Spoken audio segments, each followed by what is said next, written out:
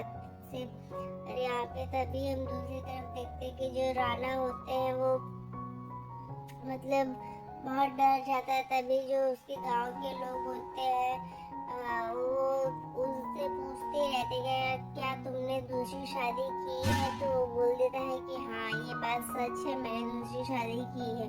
तो जो गांव के लोग होते हैं वो उसे मारने के लिए जाते हैं। तभी वहाँ पे वैजू आती है और उसका हाथ पकड़ लेती है और उसे फिर डांटती है, मतलब कि आप लोगों को कोई हक नहीं है राणा जी के ऊपर कोई भी उंगली उठाए। तो ये सुन के जो राणा होता है वो बहुत खुश हो जाता है कि वैजू उसे मतलब उसे बचाने के लिए आ गई, उसको बचाने के लिए ही वो सारी चीजें कर रही थी। तभी वो बोलता है कि तू ऐसा क्यों कर रही, तू इसे क्यों बचाने की कोशिश कर रही है, इसने तुझे धोखा दिया है। तो वो बोलती है कि नहीं आप लोग का ये मैटर नहीं है, आप लोगों ने मेरी ये शादी जबरदस्ती करवाई थी। उसके बाद वो बोलता है कि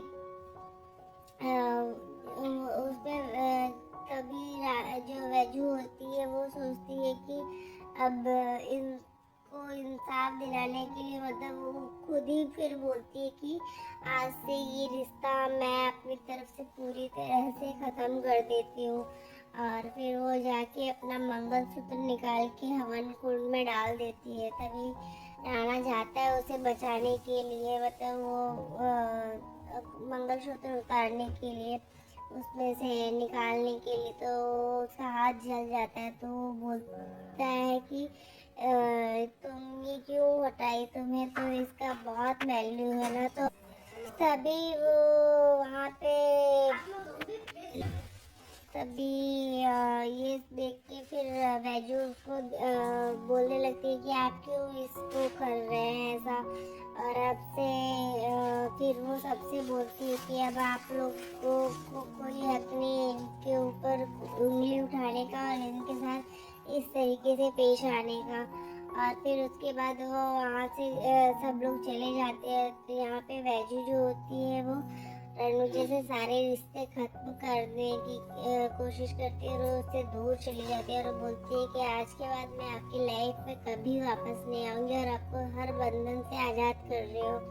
तो ये सुन के जो रणविजय होता है वो भी बोलता है कि ठीक है, मैं भी तुम्हें इस बंधन से आज़ाद कर दे रहा हूँ। पहले तो वो बहुत ही परेशान होता है, मतलब कि तुम ऐसा क्यों बोल रहे हो वैजू, पर फिर बाद में वो भी गुस्से में वही फैसला लेता है जो वैजू चाहती है।